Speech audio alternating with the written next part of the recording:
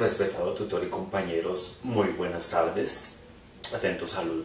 Mi nombre es Carlos Huiza y estamos en este momento enfrentando el debate respecto a la corrupción desde la perspectiva cultural.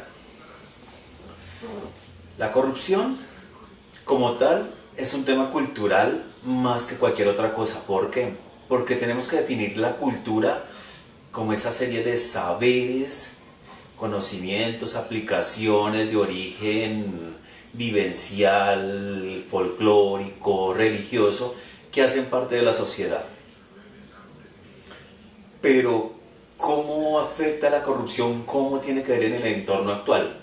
Citando al compañero Giovanni, en el que habla que es algo que proviene desde Occidente, desde Europa, podemos analizar que a través de la cultura precolombina, nuestros ancestros tenían normas muy claras, éticas, morales y culturales. Tanto que la carta nahual de un padre a la hija narraba el respeto que se debía tener por las personas, por la naturaleza y por la sociedad. Eran tan respetuosos que inclusive los aztecas en la guerra tenían las guerras floridas, en donde la guerra era un tema de honor para la sociedad. Pero ¿qué pasa cuando los europeos llegan a América? Los europeos rompen toda la cultura que había acá ancestral, la antropológica y la precolombina, y la convierten en algo obsoleto. Llegan los europeos con su forma de corromper la sociedad, desafortunadamente. Hay que ver que inclusive ellos mismos en la época del siglo XV, comienzos del XVI, sacaron gente muy inteligente de sus tierras, que eran los moros, que les daban educación, que les daban ejemplo de higiene, de valores, y prefirieron quedarse así solamente por el placer de estar solos. Actualmente, ya como lo dice el compañero Elías, el tema es más complejo. Culturalmente nos hemos acostumbrado a la trampa, al camino fácil, al fin justifica los medios, y ha hecho parte vital de la sociedad, tanto que ni siquiera respetamos a nuestro propio entorno medioambiental. Y como le digo, el fin justifica los medios. Ese fin que hemos citado ya tanto nosotros tres como compañeros de Odebrecht, de ver que no importa el futuro del país, de la sociedad, de la cultura, sino la consecución de objetivos a corto plazo, de que no importa si beneficia a los demás o si es únicamente algo que pueda picar para el pueblo. No importa. Culturalmente ya nos habituamos a que la trampa está bien vista y que el que es vivo aprovecha la oportunidad y saca beneficio de lo que se pueda.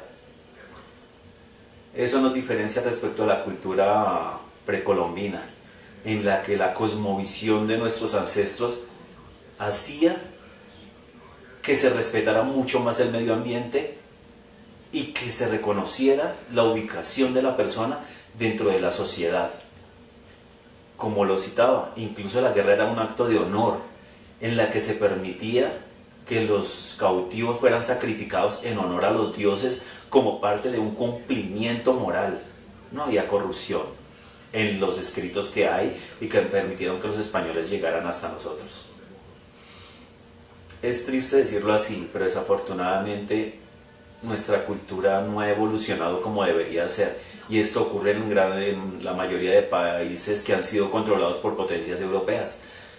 ¿Por qué eso? ¿Por qué no sucedió en países orientales como lo escribí yo? Porque los países orientales se aislaron del mundo e impidieron que su cultura fuera permeada por las culturas occidentales. Para la muestra un botón, China tiene la muralla, la gran muralla, que impidió, que incluso era para evitar que los mongoles pasaran, pero no pasaron ni los mongoles, ni los europeos, ni nadie más. Japón fue aún más exigente. Como se llega por vía marítima, no permitían que cualquier barco llegara. Es más, ni siquiera permitieron que la religión católica, que fue tan tan extendida en el mundo durante la conquista española, llegar hasta ellos. Esto hizo que sus culturas permanecieran fuertes y especialmente sus normas y sus leyes. Como ejemplo, en China todos los días condenan a muchas personas por corrupción, llegando al caso hasta la pena de muerte. Esto permite que la gente lo piense dos veces, basados en dos cosas: en el miedo a que los maten por una causa tan reprochable, y el respeto de sus normas, el evitar ser la vergüenza dentro de una sociedad que castiga ese tipo de trampas. La corrupción es un cáncer, y el cáncer tiene una desventaja: hace metástasis. Las personas con un poco de conocimiento sobre la enfermedad, sin llegar a tener que ser especialistas, sabemos que la metástasis es que un órgano que tenga cáncer puede contaminar otros órganos gracias a su cercanía o gracias al tener en común algún tipo de fluido. Eso pasa con la corrupción. La corrupción puede nacer en un pequeño estamento del Estado y en una o dos personas, pero estamos tan débiles en el sistema ético y moral que empieza a contagiar a uno, a otro, a dos, a tres, y no solamente empieza a contagiar a lo largo, sino también a lo alto, a llegar hasta altas esferas del poder, tal como lo vimos en Odebrecht. Los que se corrompieron con Odebrecht no fueron simples y sencillos operarios, no. Fueron del presidente y candidatos presidenciales en adelante, que no se robaron ni $1,000 ni $2,000, que robaron millones de dólares, y que, como le explicábamos, la corrupción le cuesta al país $50 billones, $50 billones de pesos al año. Es demasiado dinero que hace falta para la inversión social. Es necesario considerar la corrupción como consecuencia de la falla cultural que estamos teniendo como nación, y que la única forma de cumplir con nuestro destino manifiesto como nación es fortalecer aquello donde somos débiles.